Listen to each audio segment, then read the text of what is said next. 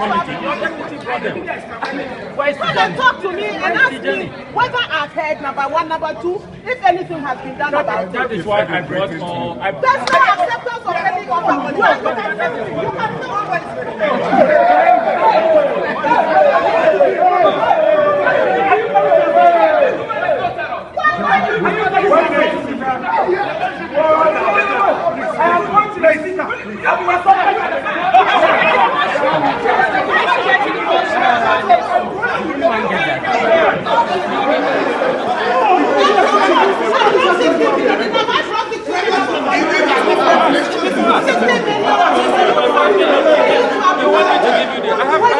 You were not in the committee. Your committee brought them. Where is the journey? talk to me and ask me whether I've heard number one, number two, if anything has been done about it. That is why I brought all. There's no acceptance of any offer.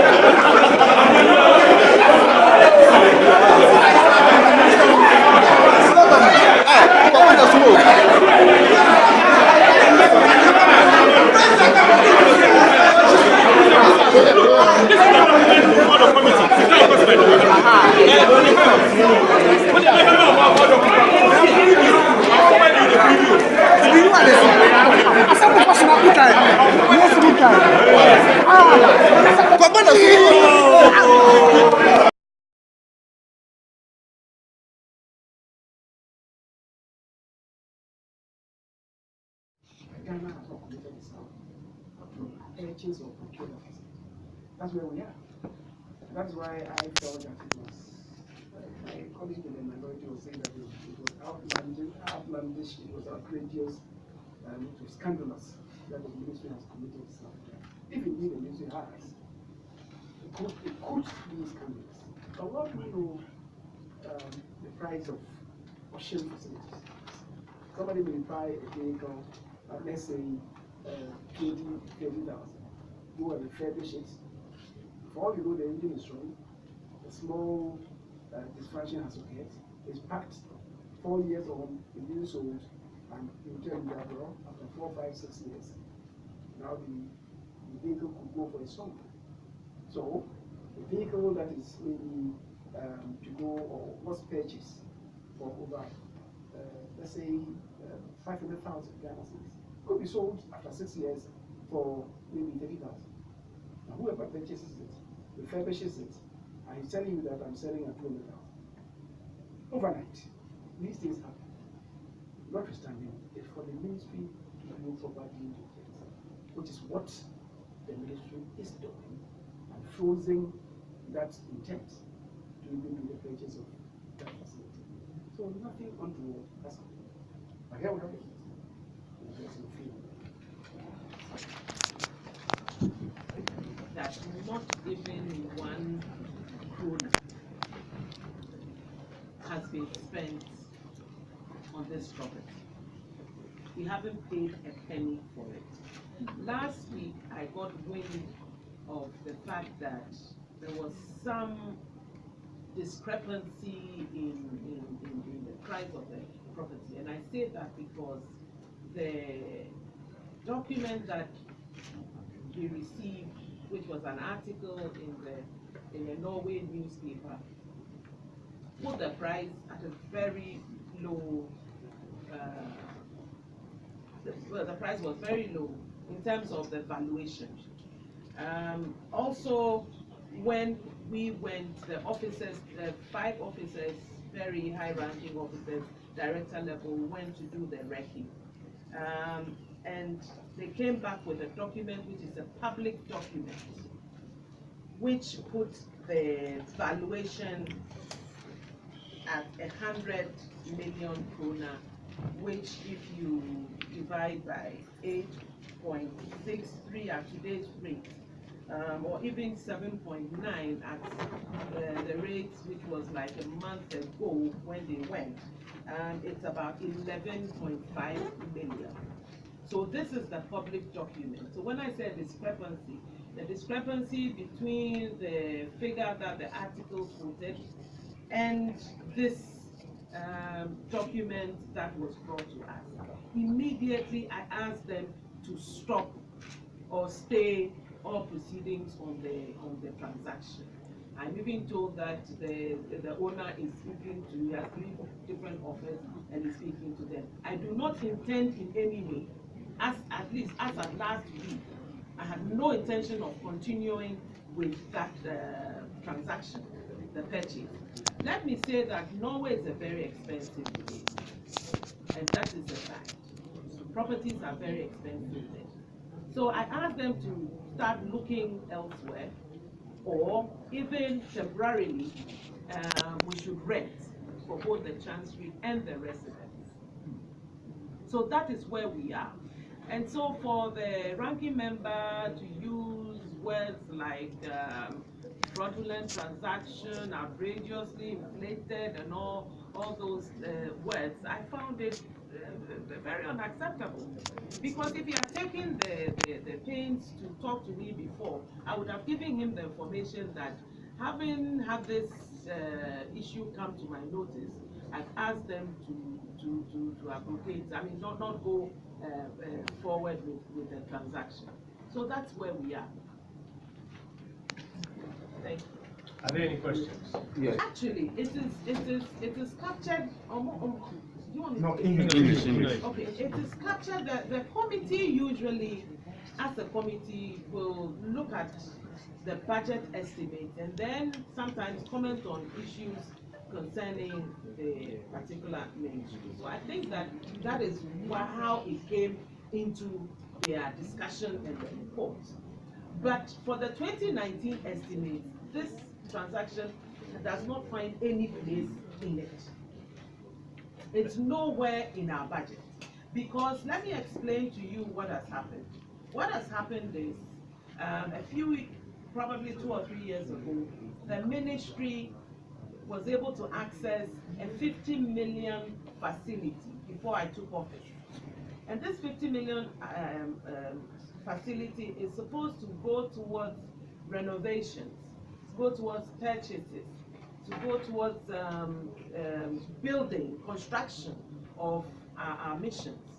And so this is a separate transaction that came to this floor many years ago. It's been done with, but because I want to make sure that we do the right thing, I'm going through processes, procurement processes. I've been able to get the Institute of Architects to look into each and every purchase that we're supposed to go ahead with. So that is separate.